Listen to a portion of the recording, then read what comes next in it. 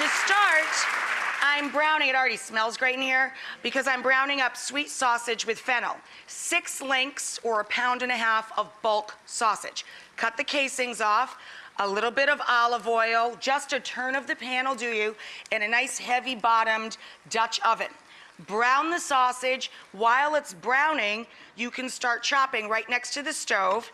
And we've got 1 onion, we've got some garlic we're gonna grate in, but we've got fresh fennel. Now there's fennel seed in the sweet sausage.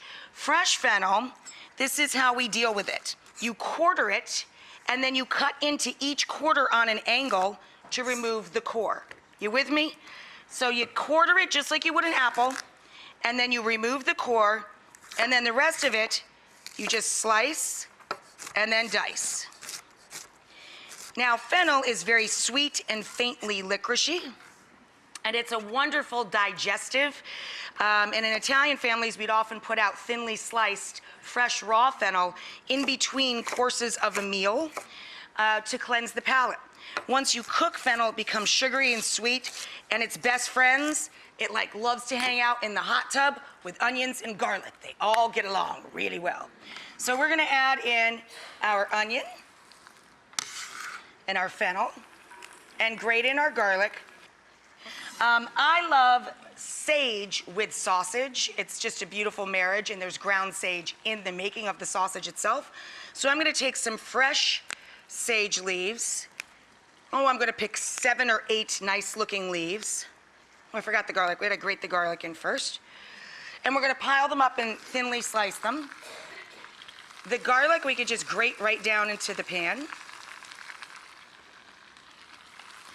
If you're using these handheld graters to grate your garlic, please be careful when you get towards the end there. You don't wanna grate your finger into your sauce. You don't wanna be the secret ingredient, right, in your own ragu.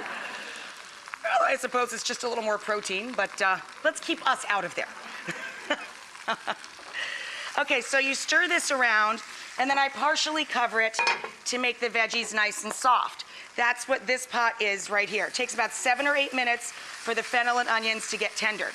Then you're going to deglaze the bottom of the pan with a little dry or red wine, whichever you prefer. As the alcohol cooks off and the wine reduces, the flavor intensifies, plus it releases all of that delicious flavor from the bottom of the pan. Oh, it just smells amazing. I know, right? Yum. And then 1 can of Italian tomatoes, San Marzano. Now, San Marzano tomatoes are naturally sweeter, so you don't have to add that old, trick of like half a teaspoon of sugar to your canned tomatoes. Now, this is where it gets tricky. There's a lot of brands that will try and trick the consumer by using the words San Marzano in the brand name. You really have to check the back of the can and see if it says DOP or product of Italy. Because you'll turn that can around sometimes, and not that they don't grow delicious tomatoes right here in the USA, right here next door in Jersey, they got great tomatoes. But sometimes you turn that can around, you're like, aha. They're just overcharging you for the same product you could get much cheaper. So if you use canned tomatoes that are not San Marzano, you might want to put a tiny little sprinkle of sugar in it to sweeten it up a bit. That's going to simmer for 20 minutes once you add the sage. Once you add the tomatoes. For the sage, you do just like you do with basil leaves. You stack the leaves up, roll this into a log, keep the tip of the knife on your cutting board, and just rock back gently, and you make a beautiful chiffonade or confetti. We're making a gluten-free Italian night supper. We eat ours on Sunday nights in my family. Sunday night means we're having Italian. So we made a really chunky, beautiful, flavorful, sweet and savory sauce of sausage with fennel, Italian sweet sausage with fennel, fresh fennel, onion, garlic, sage, fat splash of wine, white or red. In my house at home, it would be red because that's what I like. And then a can of tomatoes, let that cook down and get nice and thick and chunky. That's our ragu. This is quick cooking polenta. That's what it's marked in the grocery store. Polenta doesn't take that long to make. Straight up coarse grain cornmeal will take you 30 to 40 minutes. The quick cooking polenta though, done in 3 minutes. Now it'll tell you on the package to cook it in water, ignore them. Cook it in a combination of milk and chicken stock. I do a half to half ratio or 2 to 1 of stock and milk for your liquid. The ratio is 3 to 1 for the fine grain or quick cooking polenta.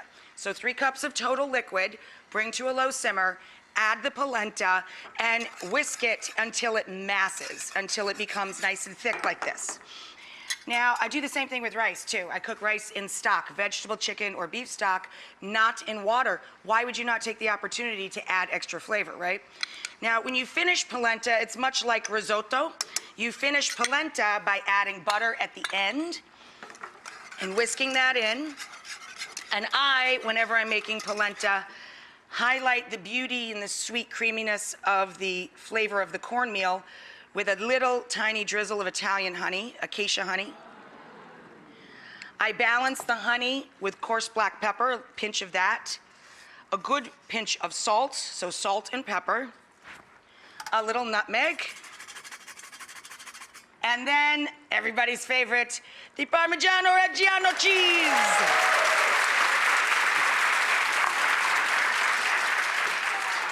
This thick, beautiful, cheesy polenta then becomes the nest instead of pasta.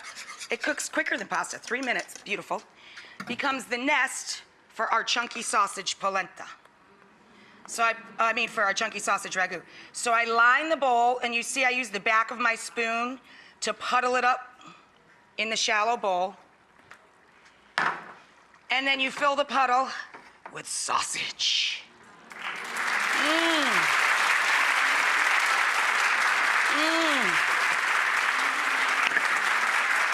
a little more cheese.